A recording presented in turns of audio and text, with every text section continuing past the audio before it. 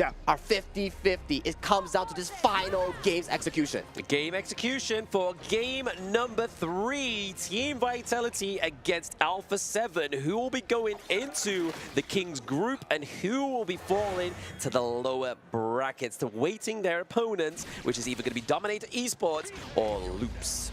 So an interesting lane swap here being set up by the side of Vitality here. If you notice towards the clash lane, the marksman has rotated towards the top side because why?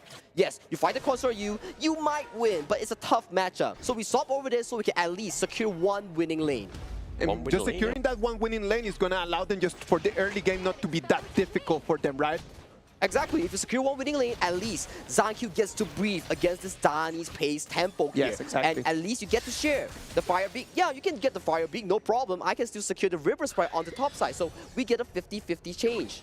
50-50 change, you can just look at a bit of a mirror play here, but with no Jink onto the Gorge, right? Like, they're definitely just trying to match the pace of the resources with both of these teams, with what they have right now, right? Like, obviously, Consort U doesn't quite damage those, takes the damage for the protective winds. Exactly, and right now they're doing something so smart. They're zoning Tufts away so hard by freezing this wave and making sure that, hey, you want to take this wave, you are going to pay your life for it. Exactly. That is a very interesting mechanic for everyone just watching at home, right? Like, it doesn't mean that you need to clean the wave immediately. Just by stopping the wave like that, you're allowing just yourself a little bit of an opening. And that's what we call freezing, right? You freeze like this, you open up the map like this. Look, if Tufts were to come up, Fury was just immediately punish him. So come on, I dare you, Tufts, walk up to take this wave. Walk up to potentially take this wave. Danny and Niap just doing a little bit of jiving with ZaNQ in the mid lane, right? They're just making sure that he doesn't try and go in with the Unruly Blade. He's like, guys, this could be a 2v1. This could be deadly for you. Dune really needs those items to be very sustainable, especially using that Gale's Benediction as well.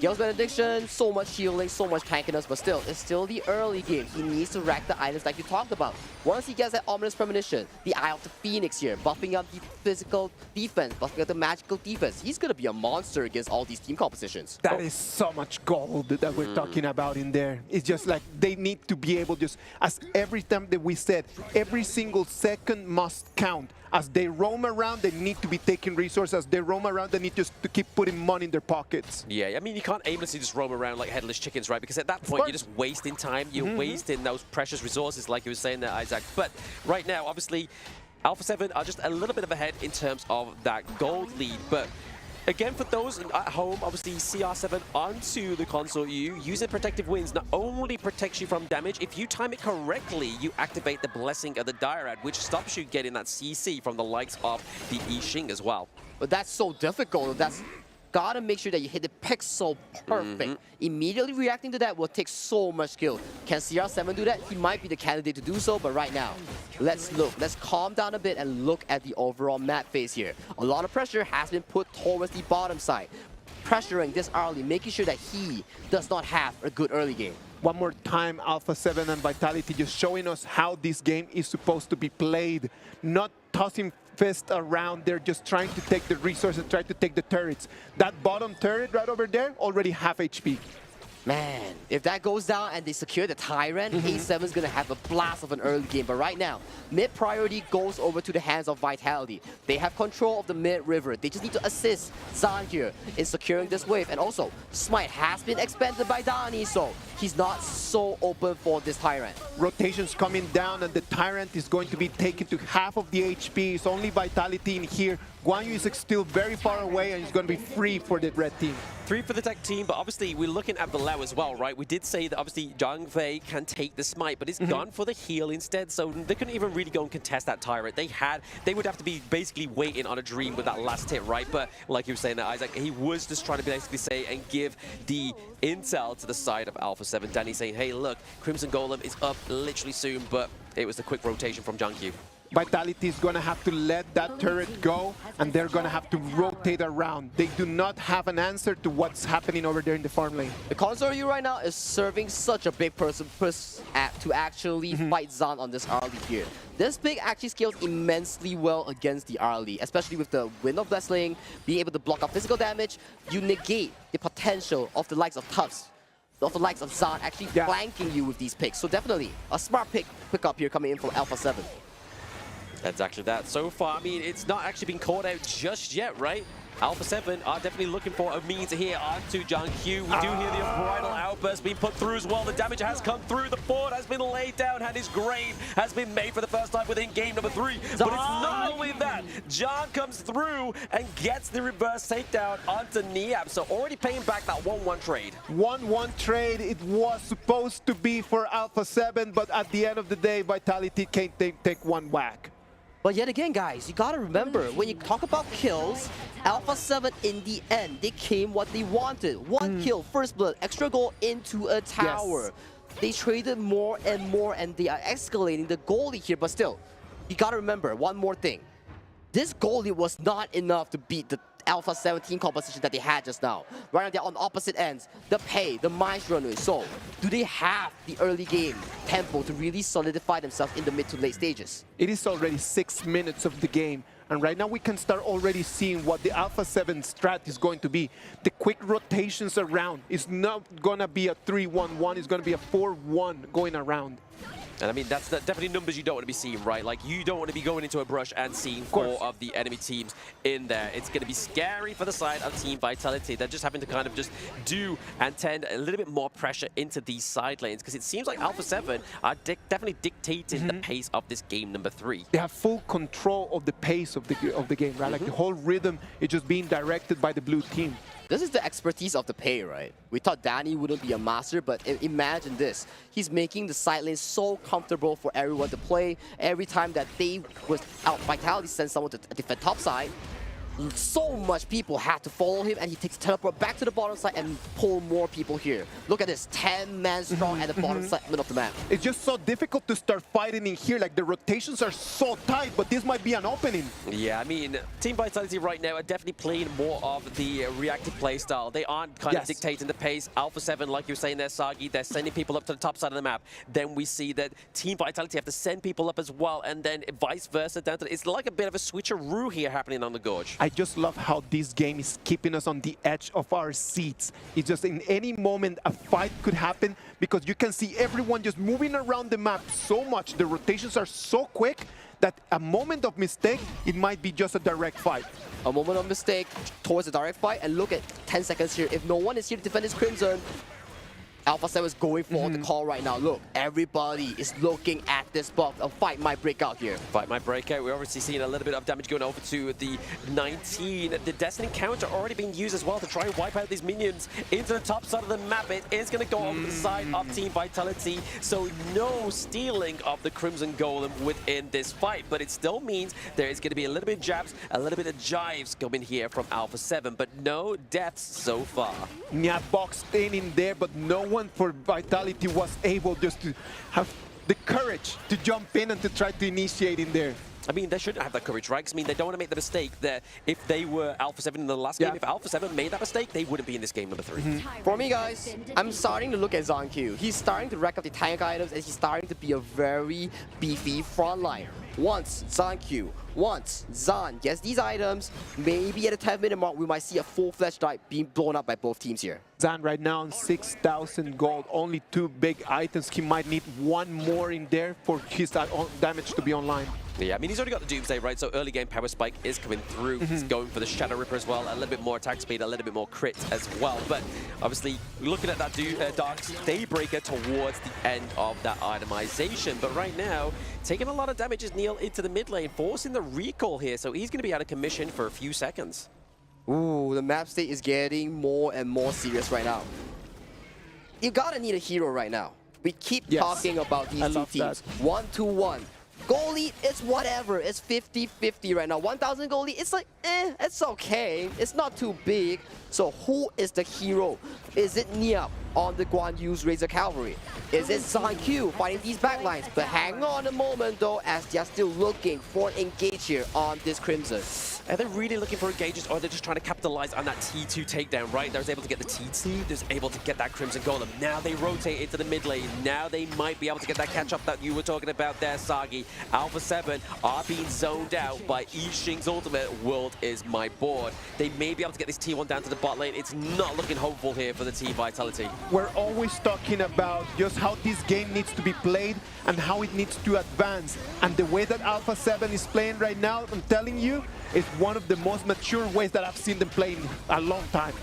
And Tufts is so far away from this objective. Unbridled Alpha's being committed, but no fight breaks out as Vitality pulls away here. But still, Tufts was so far away and Niap can single-handedly zone the entire roster of Vitality there. Yeah, I mean, that was a fantastic Unbridled Outburst, right? Just completely denying any kind of access onto that Shadow Tyrant. Because, I mean, that definitely could have switched things up because, like we were saying previously, the gold lead is nothing to scream and shout about, right? It's only around about that 2k gold lead if we're being charitable to the side of Team Vitality. So they could still take team fights if they really were able to just make sure they compose it correctly. Oh, talking about composition, right? I'm still thinking about the late game, right? I love the Construct U. Physical damage mitigation, and then you don't really have a magical assassin to really capitalize on this Construct U. So he's practically untouchable. Once he finishes Daybreaker that he's about to be finishing, Zankyu and Tufts is going to have a tough time tanking this damage dealer. I mean, vice versa, though. I mean, you can see here that John is looking to go for the Daybreak as well. He has the Cloud Piercer, the second tier item, but what they don't have anymore is that T1 into the mid lane, which is at the detriment of Team Vitality. They're already scared to go around in their own jungle. This is going to make them even more scarce. We can see Tufts maybe getting poured out here. Niap is just giving over intel to the side of ALPHA7, and right now, we could potentially see a takedown of the Shadow Overlord, but also they need to reclaim this if they want to reclaim those lanes.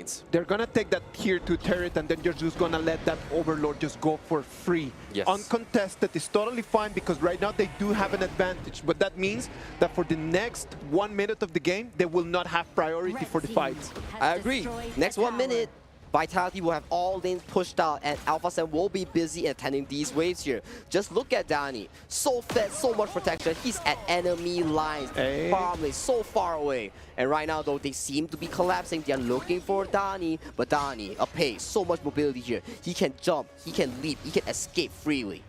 Yes, being the tiger of the Chuck BR team is Danny on this pay, and he's definitely playing it very well, right? Considering that he doesn't normally play this pick, he's actually doing okay. Like, he's like, okay, I can do the damage. I've only got 0 kills. I've done the assist. But the fact is that there hasn't really been much of a team fight, but that's to the favor of Team Vitality, right? That's like, why I'm telling you that this game is right now just a completely different level of competition. As someone is being already stunned and immune, is going to have to proc his ulti in order to run away from that jungle. Yeah, I mean, Valau getting caught out there. I mean, is that going to be a good cause and good use of the Unbridled Outburst? Well, he did overextend there trying to open up vision for the map.